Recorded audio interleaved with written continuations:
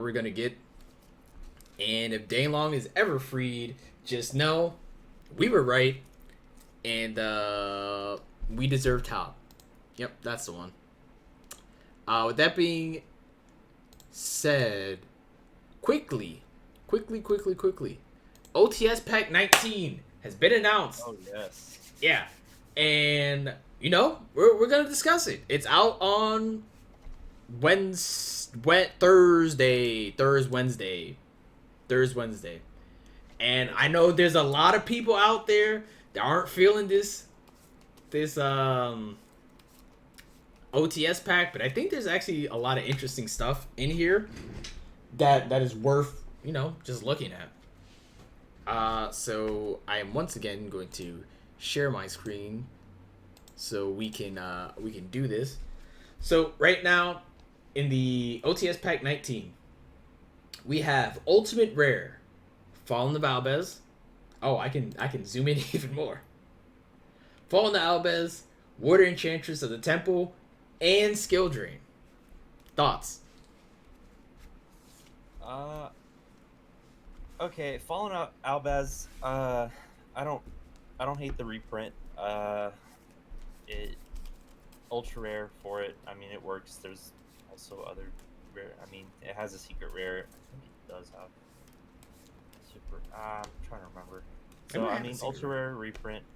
Yeah, it has. It makes sense, especially with considering that it's probably the most played deck right now. Enchantress. I'm really happy with this. Kind of got sad. The rest of the package isn't here, but we'll take Enchantress even though it's like the cheaper of the cards. And Skill Drain. I'll take that as well. I think Skill Drain's still a really good card to have. Skill Drain is still at $30, even with the reprint and the hidden arsenal shit. Well, we'll just have to see what it comes to, but I don't hate it. And then I mean the commons, you got some fun cards over there. You got your Lumber. Oh, bro, let me tell you about these commons right here. First off, Fairy Tale Snow and Destrudo both being reprinted hurt me emotionally. Mm-hmm. As we both bought them as soon as I didn't buy a Snow as soon as it came off the list, but I definitely bought the Strudo as soon as it came off the list. I was heartbroken, shattered to pieces. I just spent $10 on this fucking Fairy Tale Snow. Damn you, Konami! It happens, but it does, but it's still a good card to have. Like, yeah, Tail Snow. Let me say this. I'm not sure why they brought it back, but I'm glad they did because Tail Snow is fucking broken. The fact that you can activate its effect and then keep chaining its effect, so if it would be negated, you can just be like, haha, smile. No, it's not. That's funny. Just a disruption of setting a card face down. People don't think about like setting a card face down stops synchro summoning, stops XZ summoning, and it stops link summoning. Yeah. The only thing it doesn't stop is fusion summoning and like tribute summoning, but that's a potent effect that you can just that you can get out, and it's a common. Along with Red Reboot, there's a lot of people out there that are like Red Reboot, it's too busted, but it's a common now. Yeah, I mean Red Reboot. There's a lot of decks that just a good deck in this meta right now has like raw card draw, and that makes like seeing your chances at seeing Red Reboot are really strong. Like with some of these decks in the meta. So Well, we talked about Albez, definitely one. Yeah. Sky Strikers, we Sky Strikers is meta now. You like whether we want to or not, it's. I also like seeing the Pendulum reprints. I hope we see more Pendulum. These Pendulum cards will bankrupt a person, man. Like, I know you can say it. It'll bankrupt a motherfucker. No, it will bankrupt a motherfucker. Like, super rare monkey boards are still like $10 right now. Mm-hmm. Like, we desperately need Pendulum reprints. You know what I love? Like, these cards haven't been touched. I love that Gores is a common in this pack. I know. Bro, like Cause you played when Gores was like one of the most busted cards in the game. Bro, Gores was that man. on the playground, you had that On the card. Oh my playground, you get hit with a blue eyes white dragon. And it's like, yo, guess what, gamer? I have now Oh, that was Gores. cute. Gores. Oh, bro, I love Gores. Gores has a special place in my heart because this card, it's just one of those funny playground cards Yeah. that it just did what it did. Interesting enough, I actually have a hot take about the super rares. Trap Eater, I think is honestly a fantastic reprint in the super rare, because and I know there's a lot of people that are trashing the OTS Pack 19, but I'm excited for this one because especially in it when we're shifting a lot more to floodgates, like floodgates and just side decking in like game 2, game 3. Trap Eater gets you through a lot of shit, man. It like they activate that Gozen match at the start of your turn. If you have a Trap Eater, you're just like, yeah, nah, I'm good.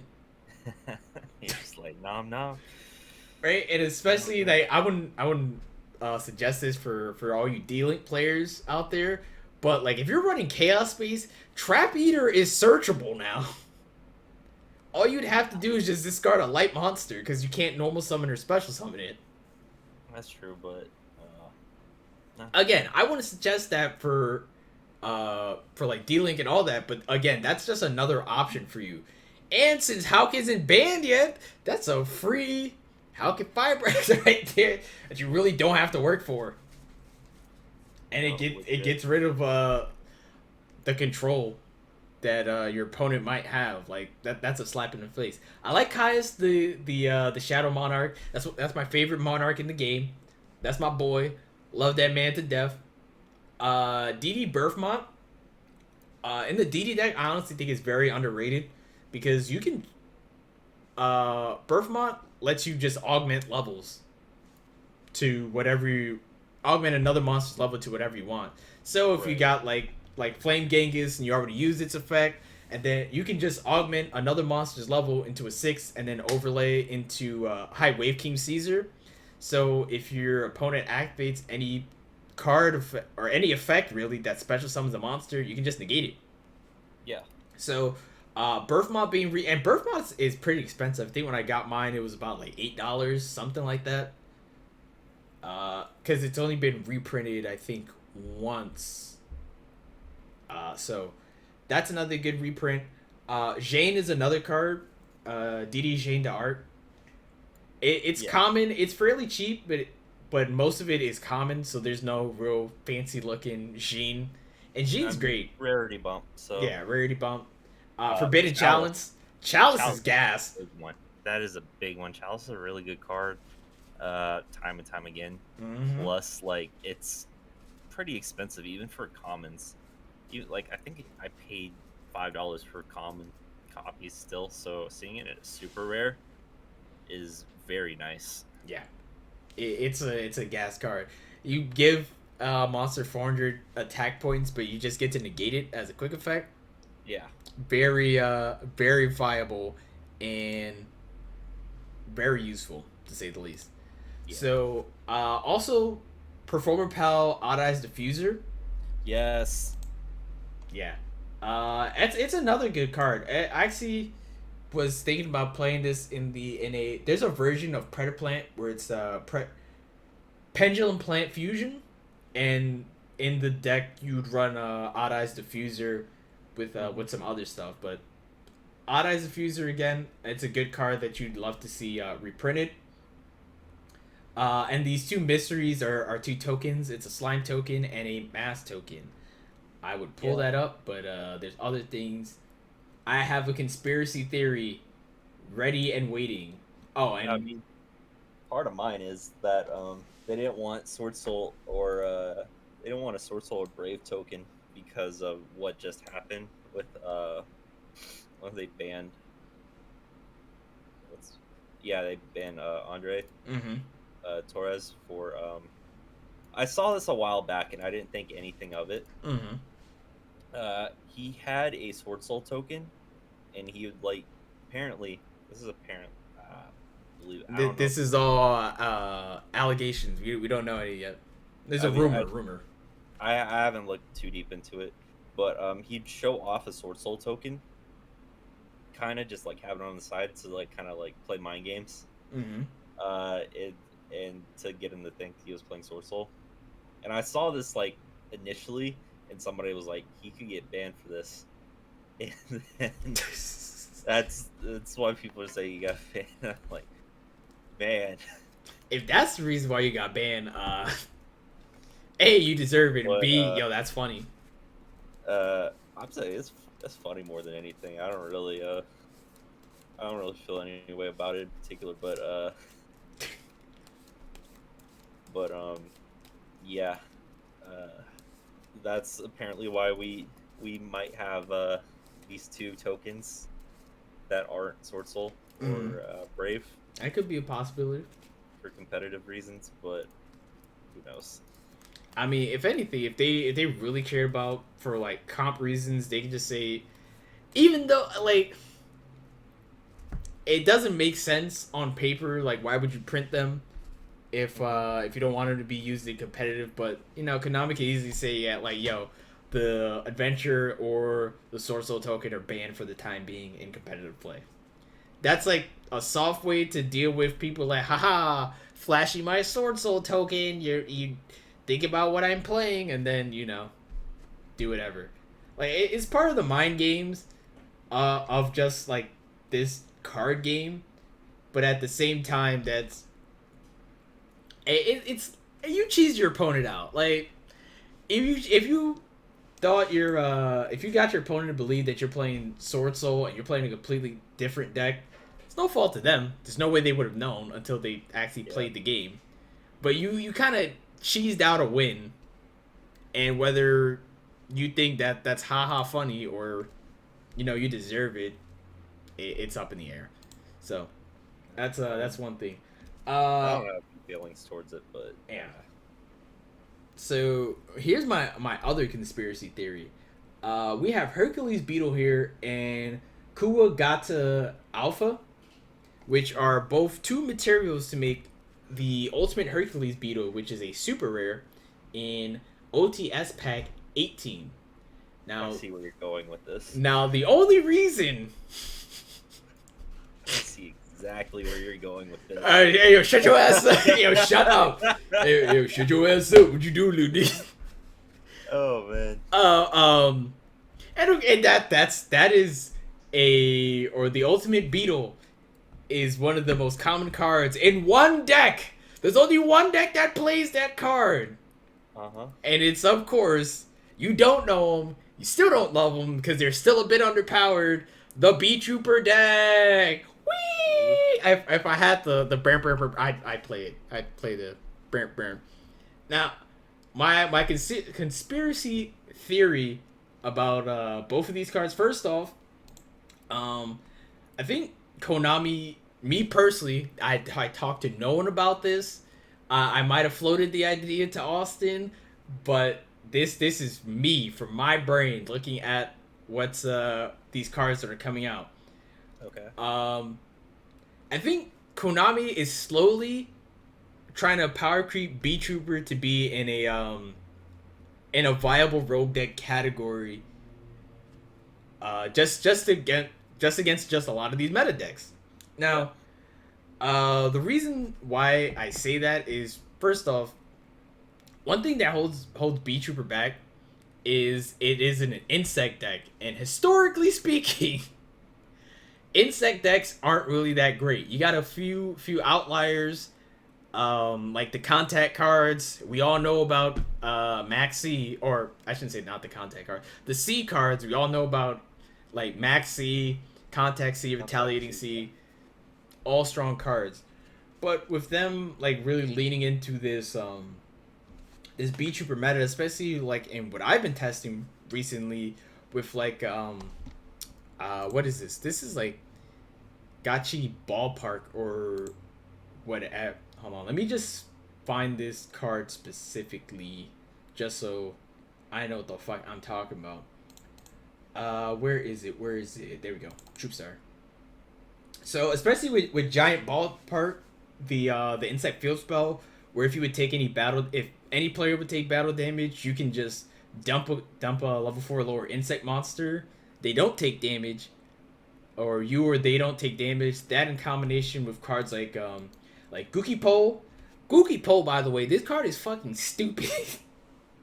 If this card is sent to the graveyard, doesn't matter if it's equipped or in your hand or whatever. If it's just sent to the graveyard, you can add any level 4 insect to your hand that lets you just search resonant insects, lets you search retaliating sea, lets you search dragon bite. Again, another card that in my conspiracy theory they added specifically for Beat Trooper so that they have more more routes than just link summoning, although link summoning is like their main form of building advantage and all that. But like Cookie Pole, Resonant Insect, you can even search the Worm Warriors, all that. And they're trying to build Beat Trooper to be this control heavy deck that it's still missing some components to just be viable. Yeah, So and like a like a strong monster for an end board. I think that's literally just it. I mean, not to say like what it has already isn't, but I'd be real. I think the deck just needs like some sort of big monster negate or omni negate. yeah, like Something along those lines. yeah, no, that'd be great too. But there, even the boss monster that it has, because it has a couple. Yeah, With like it definitely has boss monsters. Like, yeah, like with Invincible Atlas and fucking Ultimate Beat Trooper Absolute Hercules. Hercules is a harder card to bring out. That's why I really only play one of the Beat Trooper fusion cards. But with like Beat Trooper Landing, this lets you fusion summon any insect monster. So reprinting materials that would help, along with actually using the normal monsters with giant ballpark. You can get some funny shit out, and especially with running like Rivalry of the Warlords. There's a hand trap that basically makes any monster on the field an insect. That in combination with Cocoon of Ultra Evolution, you can just get rid of your opponent's problematic monster, and then you just get a free monster from it. So, again, there's a lot of things that this deck can do. It just needs help in certain areas to make it more viable, and that's why. Hell, there's even a new insect archetype that got announced a few months back. That would probably also help because it adds to the control aspect of this deck. So let me see if I can quickly find this. Is there a way for me to is it in the beta? Activate. Let's see. Alright, it's not here in the beta, but we'll figure that out later. But yeah, they're trying to make Beat Trooper a lot better. I think Beat Trooper with Small World and like triple tactics and all that, you're kind of forced to, you need to use them just for consistency's sake, because your main monster is Scout Buggy. If you can't get that, you really can't. You can't start shit up. You can't get it started in here. So, any help that we fellow Beat Troopers get, I'm willing to take it. So, it's not like Beat Trooper is even that bad. It's really not. Top events before it just needs an extra bump. Yeah. Especially since it just needs more bump, and this is like the same thing that I say about like Sword Soul and just like the worm archetype in general. It just needs a few more bodies that are just a lot more viable to play. Because if you play Scout Buggy, even if you have a tuner on the field, you're locked into insect monsters as long as that Scout Buggy is up on the field. So that's another thing that you have to consider, is that there are ways that you can lock yourself into stuff, and with just a fleshed out archetype, it makes things a lot easier and a lot more viable for those who are inclined to play Beat Troopers more. So yeah, we love to see it. Oh, Heroic Champions, legit. a bunch of new heroic support just came out in Dimension Force, so that's why they and Sim for that, as a matter of fact. So that's why they tossed them in there for all of you heroic champion players out there. Night Assailant. I'm not sure why they put Night Assailant in here, but hey, we'll take it. Same goes for the Swamp Battle Guard and Lava Battle Guard.